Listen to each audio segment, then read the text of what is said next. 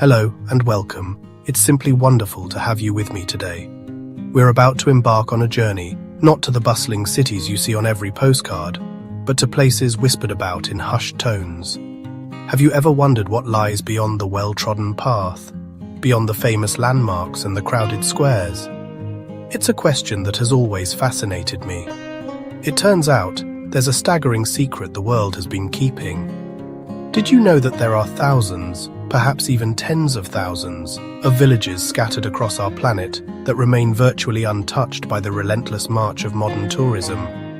It's a truly astonishing thought, isn't it? These are not just dots on a map, they are living, breathing communities.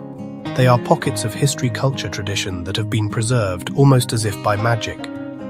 Imagine places where the rhythm of life is still dictated by the rising of the sun, setting of the sun, not by the arrival of tour buses. These villages are nestled in remote mountain valleys, tucked away on secluded coastlines, hidden deep within ancient forests. They exist far from the glare of the global spotlight, their stories waiting patiently to be discovered by those with a curious heart and a spirit of adventure. The world is so much bigger and more mysterious than we are often led to believe. Think of it as a parallel world, coexisting alongside our fast-paced, interconnected one. While we rush through our daily lives, surrounded by concrete and technology, these communities continue to thrive in harmony with nature. They are the keepers of ancient customs, the guardians of unique languages, and the masters of traditional crafts passed down through countless generations. This isn't about looking backwards or romanticizing the past.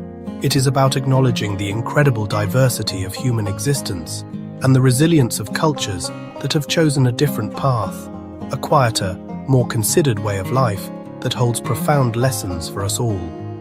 For every famous destination that attracts millions of visitors each year, there are countless others that see only a handful. These hidden gems offer a glimpse into a world that is rapidly disappearing. They challenge our very idea of what travel can be. It's not just about ticking off a list of sights. It's about genuine connection, about slowing down, and about seeing the world with fresh eyes. In a time when so much feels explored and catalogued, the existence of these secret villages is a thrilling reminder that there is still so much wonder left to find, so many quiet corners of the earth just waiting to share their secrets with us. So what is it that draws us to these hidden places? What is this magnetic pull, this deep-seated yearning for the unknown? I believe it is the promise of authenticity. It's the allure of stepping into a world that feels real, unscripted, and utterly enchanting. These villages possess a unique charm that simply cannot be manufactured or replicated. Cobblestones worn smooth by centuries of footsteps, colorful shutters on a centuries-old cottage, warm, genuine smiles of the people who call these places home. A cluster of whitewashed houses clinging to a cliffside, overlooking a turquoise sea. A hamlet of timber-framed buildings surrounded by a dense emerald forest. A collection of stone huts on a vast windswept plain under an endless sky. These are not places built for show, they are places built for life. Their beauty is a natural extension of their function and their history. They are living works of art, shaped by time, weather, and the hands of generations. In an age of globalization, these villages stand as proud bastions of individuality. Each one has its own distinct character, its own local dialect, its own special recipes, its own folklore. To visit one is to experience a culture in its purest form. Taste flavors you've never tasted before. Hear stories passed down for centuries. Exploring these lesser-known destinations is, in essence, a treasure hunt for the soul. The thrill of discovery, the joy of stumbling upon something truly special that you can call your own. It offers a profound sense of connection to the past, to nature, and to the people you meet along the way. The allure is not just about seeing a beautiful place, it's about feeling it.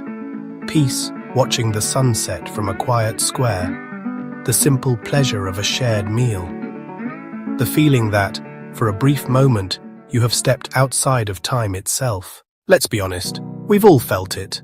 That slight sinking feeling when you arrive at a world-famous landmark, only to find yourself in a sea of selfie sticks and tour groups. The very beauty you came to see is obscured by the sheer volume of people. In our hyper-connected world, Finding a place that feels truly peaceful and untouched can be a real challenge. The most popular tourist spots are often victims of their own success, their magic diluted by overwhelming crowds. This is precisely why the quest for hidden gems, for those quiet corners of the world, has become more important than ever. This quest is a conscious choice to step away from the mainstream. It's a decision to trade convenience for adventure and familiarity for discovery. Finding these hidden villages requires a bit more effort, a little more research, and a willingness to venture off the beaten track. You might have to navigate winding country roads, take a local ferry, or even hike for a few hours. But the reward for this effort is immeasurable. It is the gift of space, the luxury of silence, and the chance to experience a place on its own terms, without the filter of a crowd. It's travel that feels personal and profound. However, this quest comes with a great responsibility. The very act of discovering these places puts them at risk. The line between appreciation and exploitation is a fine one. As soon as a hidden village is discovered and shared widely on social media, the clock starts ticking. The influx of visitors, if not managed carefully, can quickly erode the very qualities that made the village special in the first place. The quiet streets become noisy, the local culture becomes a commodity, and the authentic charm is replaced by a commercialized facade. It's a heartbreaking paradox we must navigate with care. We are caught in a delicate balance.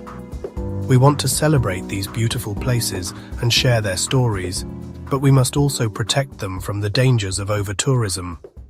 The goal is not to keep them secret forever, but to encourage a different kind of travel, a more mindful, respectful and sustainable approach. It's about visiting as a guest, not a consumer. It's about supporting local communities in a way that empowers them, rather than overwhelming them. This challenge is at the heart of our journey today: how to love these places without loving them to death. So, prepare to be captivated. In this series, we will be your guides on a remarkable journey to some of the world's most beautiful and secluded villages. We have scoured the globe, the misty highlands of Scotland, the sun-drenched coasts of the Mediterranean, the soaring peaks of the Himalayas, the lush jungles of Southeast Asia. We have sought out places that have retained their character, their soul, and their breathtaking beauty. These are destinations that will ignite your imagination and inspire your own sense of wanderlust. Our adventure is just getting started, and I promise you, it will be unforgettable. We will not just be showing you pretty pictures. We will delve deep into the heart of each village. We will explore their unique landscapes, dramatic fjords, rolling vineyards. We will learn about their fascinating cultures, their vibrant festivals, and their time-honored traditions. We will meet the people who are the true guardians of these places and hear their stories in their own words.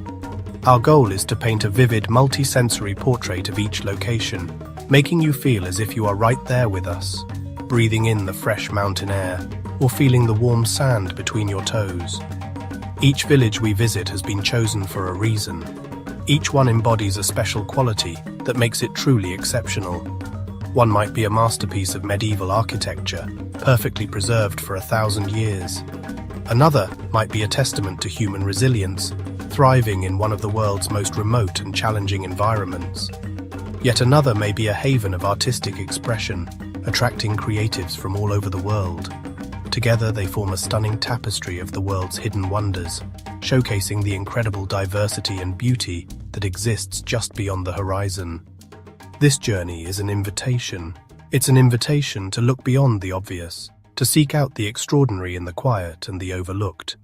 It's a call to embrace the spirit of exploration and to rediscover the joy of authentic travel. So I invite you to sit back, relax, and join me as we pull back the curtain on these secret worlds.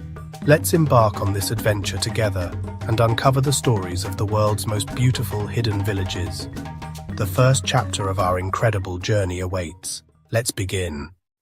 Our first stop is a place of almost surreal beauty, a village so picturesque it is often considered one of the most beautiful in the world. Welcome to Hallstatt, Austria. Tucked away on the shores of the Hallstatter Sea, a dark mirror-like lake, this tiny village is squeezed onto a narrow strip of land between the water and the towering sheer face of the Dachstein Mountains. The setting is, honestly, breathtakingly dramatic.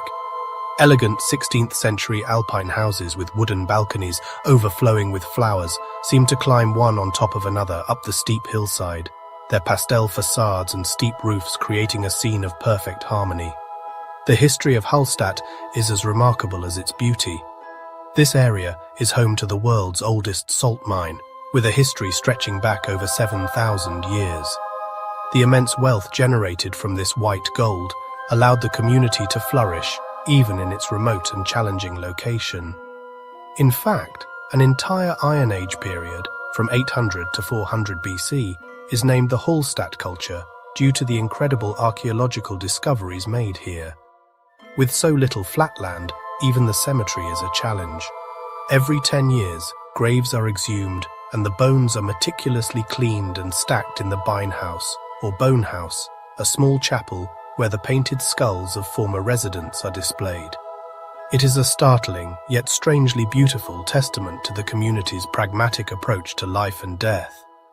Visiting Hallstatt, especially in the quiet morning mist before the day trippers arrive, is a magical experience. You can watch the graceful swans glide across the lake's surface, their reflections mingling with those of the mountains and the church spire.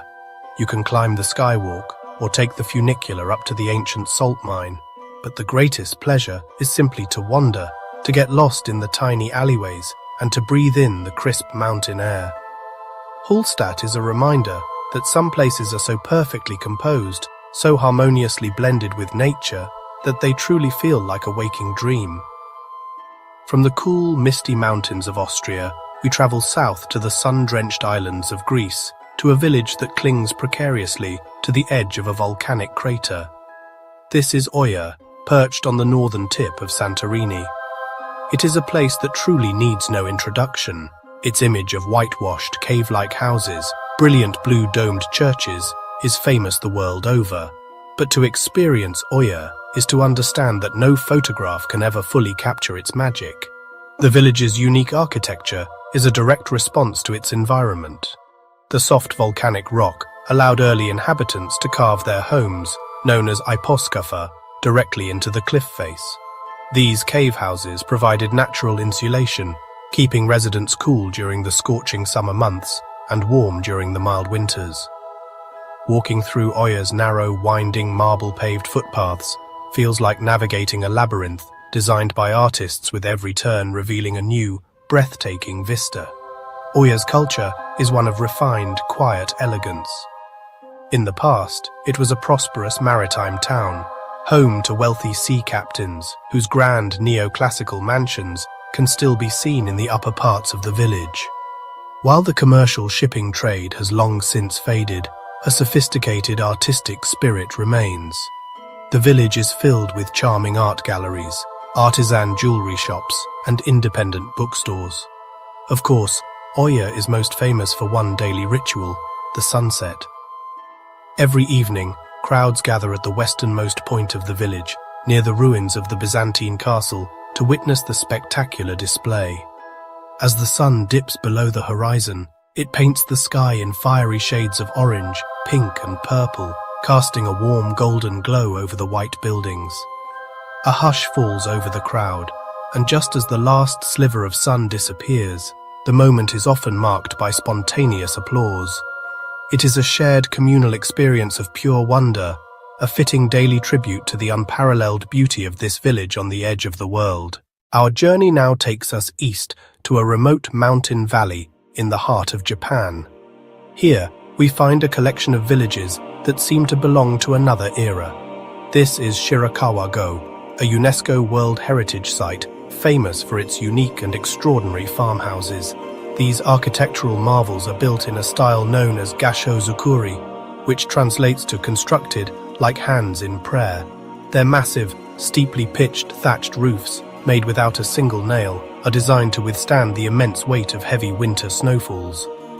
The resulting structures are incredibly practical, profoundly beautiful, rising from the landscape like rustic cathedrals. For centuries, these villages were almost completely cut off, protected by the surrounding mountains and the harsh climate. This isolation allowed them to develop and preserve a unique culture and a strong tradition of mutual cooperation, known as Yui. The entire community would work together to rethatch a roof, a massive undertaking that needed to be done every few decades. This spirit of shared responsibility and communal effort is still the lifeblood of Shirakawa-go today. The large open attic spaces under the vast roofs were traditionally used for the cultivation of silkworms. The smoke from the central irori hearth would rise through the house, drying the thatch and preserving it from insects and decay. Shirakawa-go is perhaps most magical in winter. When the landscape is blanketed in pristine white snow, the villages take on an ethereal fairy tale quality. On certain evenings, special illumination events are held. The farmhouses are lit from within, casting a warm, inviting glow out into the cold night. To witness this scene is an unforgettable experience, a vision of peace, resilience, and timeless beauty. Shirakawa-go is a precious window into a traditional way of Japanese life, a testament to the wisdom of building in harmony with the rhythms of nature. We now travel to the arid, sun-scorched landscapes of North Africa, to a place that looks as though it has risen directly from the earth itself. On the edge of the high Atlas Mountains in Morocco lies Ait Ben Haddou, a fortified village, or Ksar. This magnificent earthen citadel is one of the most famous and best-preserved examples of pre-Saharan architecture. Its collection of kasbahs crowd together within defensive walls, their high towers decorated with intricate, geometric patterns. The entire village seems to glow with a warm, rosy light in the late afternoon sun. Ait Ben Haddou was once a crucial stop on the ancient caravan route that linked the Sahara with Marrakesh. For centuries, traders carrying salt, gold, ivory and slaves would rest and shelter here before making the perilous journey across the Atlas Mountains. As you cross the shallow, winding river and enter the Ksar through its main gate, you can almost hear the echoes of this storied past. The chatter of different languages, the braying of donkeys, and the scent of exotic spices carried on the desert wind. This remarkable setting has not gone unnoticed by the modern world. Lawrence of Arabia, Gladiator, Game of Thrones. This has brought a unique form of fame and economy to the village. While most of the original inhabitants have moved across the river to a more modern settlement, a handful of families still live within the ancient walls, keeping the old traditions alive. They act as guardians of this incredible site. Exploring Ait Ben Haddou is a journey of ascent. You wind your way up through a maze of narrow, shadowed alleyways, past crumbling walls and deserted homes, climbing ever higher. The goal is the Agadir, or fortified granary, at the very top of the hill. From here, the view is simply breathtaking. You look down upon the intricate rooftops of the Ksar and out across the vast rocky desert landscape that stretches to the horizon. It is a powerful, humbling vista that connects you to the immense scale of both time and nature. Ait Ben Haddou is more than a village. It is a magnificent sculpture shaped by the desert and the hands of history. Let us return to the majestic mountains of Europe, this time to the heart of the Swiss Alps, to a village that embodies a vision of pastoral perfection. Welcome to Wengen, a traditional resort village perched on a sunny, sheltered terrace high above the spectacular Lauterbrunnen Valley. What makes Wengen truly special? It is completely car-free. The only way to reach it is by a historic cogwheel railway winding up the mountainside, a gentle transition into alpine bliss. The absence of traffic transforms the village. Cowbells from the meadows, a distant waterfall, happy chatter on the main street. The air is crisp and clean, scented with pine, timber-clad chalets, elegant Victorian hotels, balconies draped with red geraniums, the Eiger, the Monk, the Jungfrau. Life here is linked to mountains and seasons. Summer, a hiker's paradise, trails to breathtaking viewpoints, paths through lush forests, crossing flowering alpine pastures. Winter, a world-class ski resort, home to the legendary Lauberhorn downhill, a village vibrant year-round. But the true joy is simplicity. Slow down, breathe deeply, reconnect with nature, sit on a sunny terrace with a coffee, watch clouds drift past the peaks. Take a leisurely stroll, find a wooden bench with an unforgettable view. Wengen, more than a destination, an experience of profound peace and overwhelming beauty, a car-free dream of silence and alpine majesty. From the towering peaks of the Alps, our journey now takes us to the gentle, rolling hills of the English countryside. Here, nestled in a lush green valley in the Cotswolds, we find the village of Bybury.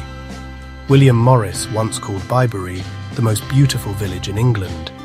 It is the absolute quintessence of Cotswold charm, a place so idyllic and perfectly preserved that it feels as though you have stepped into the pages of a classic English novel.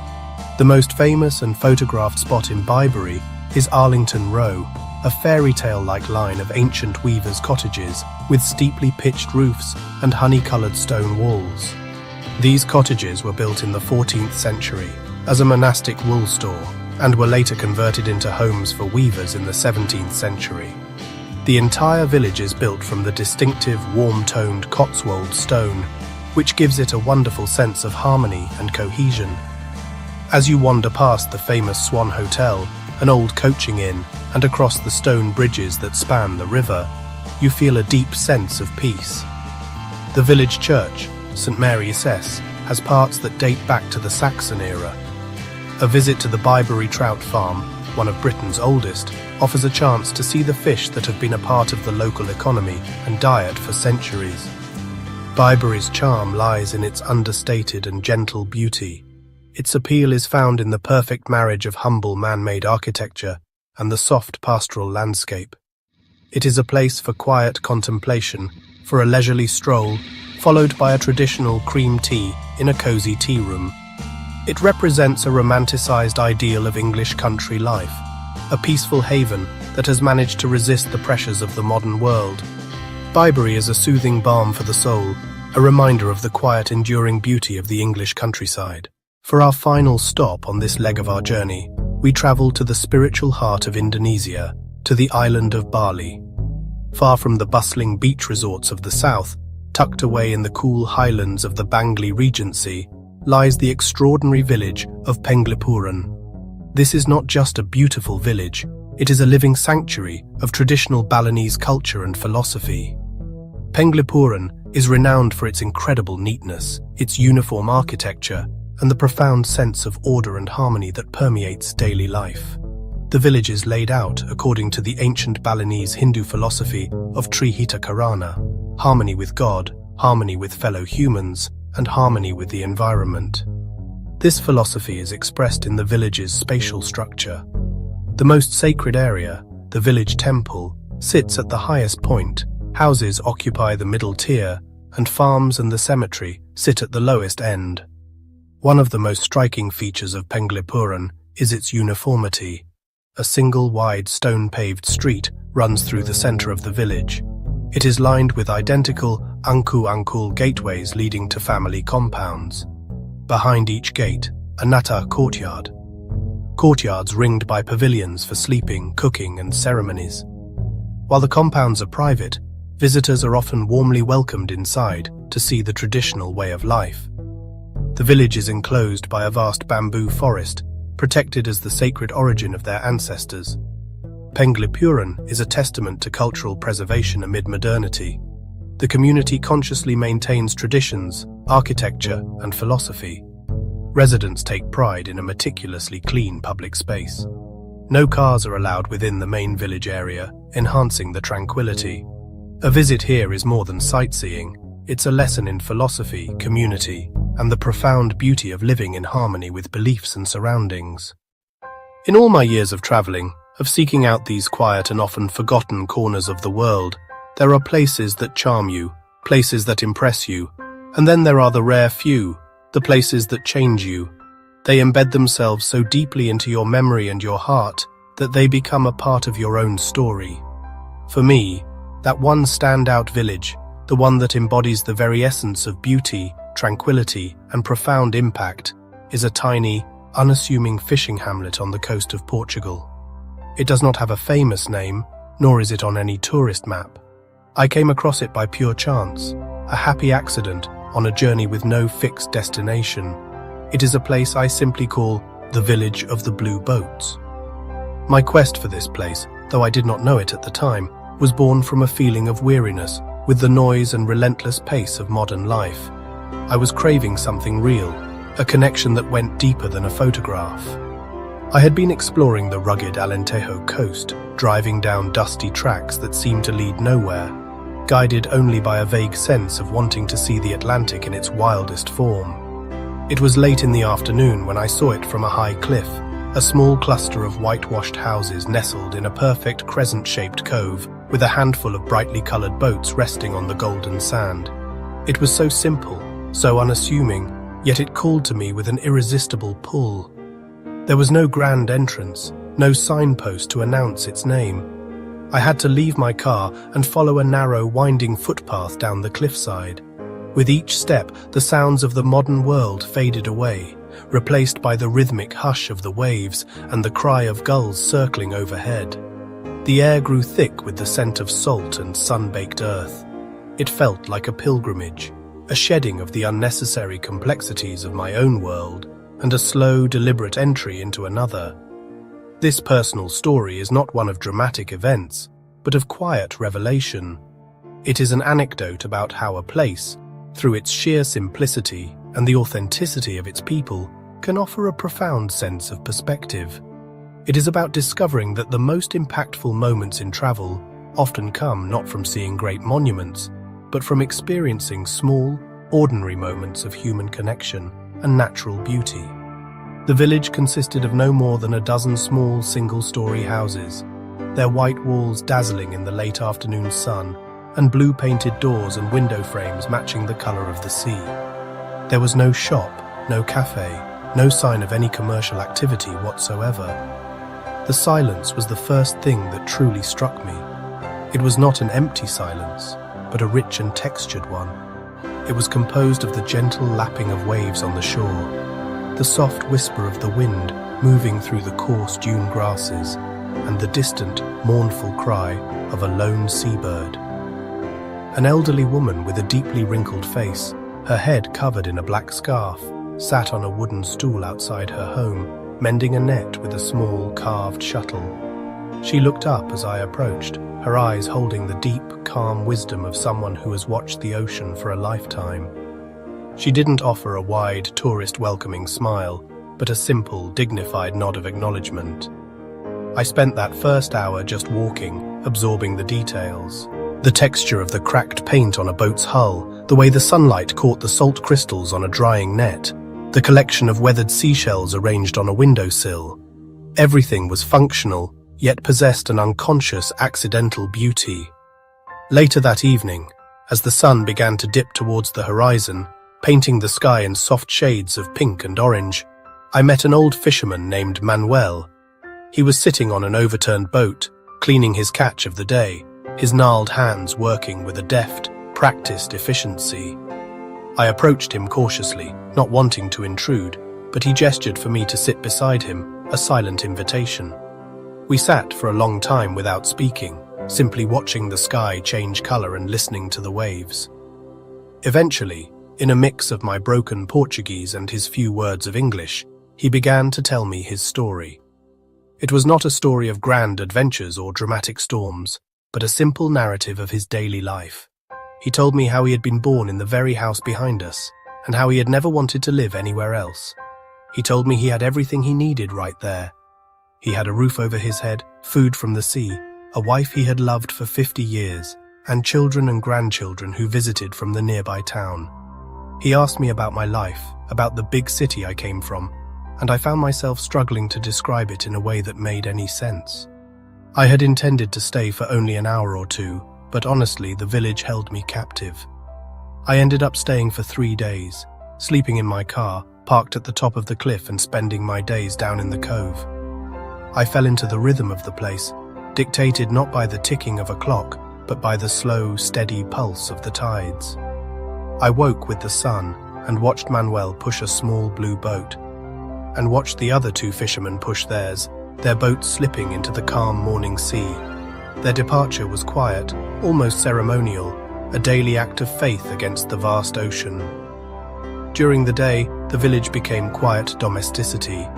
Women sat together talking in low voices, mending nets, preparing vegetables. I offered to help and untangled a small net. My clumsy, office-softened fingers fumbled with knots. Their nimble hands moved efficiently. They laughed with gentle amusement, and in that laugh a small bridge was built. In the afternoon, the boats returned, the day's main event. I watched small specks of blue on the horizon grow larger. Their arrival brought a quiet burst of activity. Women came down to pull the boats onto the sand, women collecting the day's catch. No shouting, only smooth, coordinated effort. Over 3 days, my internal rhythm began to change. My urge to check my phone, to plan my next move, to be productive, slowly faded away. I learned to sit and watch the clouds, to study the patterns the receding tide left on the sand, to find restorative joy in doing nothing. The village slowed my body and my mind. It felt like meditation, a recalibration guided by the ocean's breath. On the morning of my departure, I went down to the cove one last time to say my goodbyes. The air was cool and misty, and the village was slowly coming to life. I found Manuel preparing his boat, and I tried to find the words to express my gratitude. The sea is for everyone. You are always welcome. As I climbed the winding path back up the cliff, I kept turning back to look at the village. The small white houses, the blue boats on the sand, the figures of the fishermen pushing out into the morning mist. It already felt like a dream, a magical interlude that was too perfect to have been real. In the years since that visit, I have often thought about whether I should share the exact location of this village. I have struggled with the paradox we discussed earlier, the double-edged sword of discovery. I have chosen not to reveal its name or its precise coordinates. To do so would feel like a betrayal of the trust Manuel and his community showed me. Its value lies in its secrecy, in its existence as a sanctuary, not as a destination to be ticked off a list. And so it remains my secret, the village of the blue boats. I made a silent promise to myself that day, a promise to return, not as a tourist to take more pictures, but as a pilgrim seeking to reconnect with that profound sense of peace. And so our journey together draws to a close, but the echoes of the places we have visited will surely linger in our minds for a long time to come. We have traveled from the serene, snow-covered farmhouses of Shirakawa-go to the sun-drenched, cliff-hugging homes of Oya. We have witnessed the perfect reflection of Hallstatt in its glassy lake and felt the ancient earthen heartbeat of Ait Ben Haddou under the Moroccan sun. We have breathed the pure, car-free air of Wengen and been charmed by the storybook cottages of Biberi. Each village, in its own unique way, has shared with us a glimpse of a quieter, more considered way of life, a world that exists in beautiful harmony with its surroundings. They are living museums, libraries of ancient wisdom, teaching us about resilience and the beauty of architecture born from necessity. Our journey has also been a quiet reflection on our responsibility as travelers. We have seen how fragile these hidden paradises are, how the very act of discovering them can threaten their existence.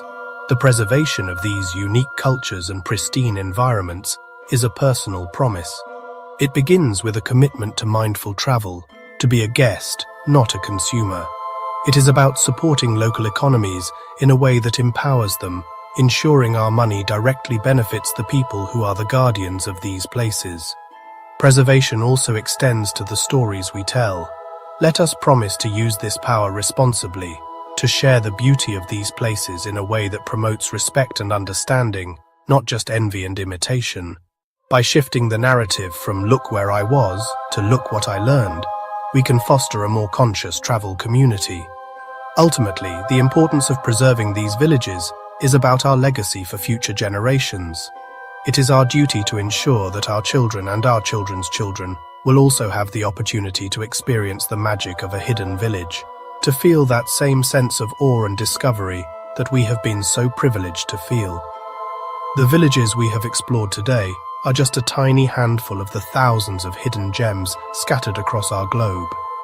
Your own personal village of the blue boats is out there somewhere. The greatest adventure is the one that you create for yourself. Now, I would absolutely love to hear from you.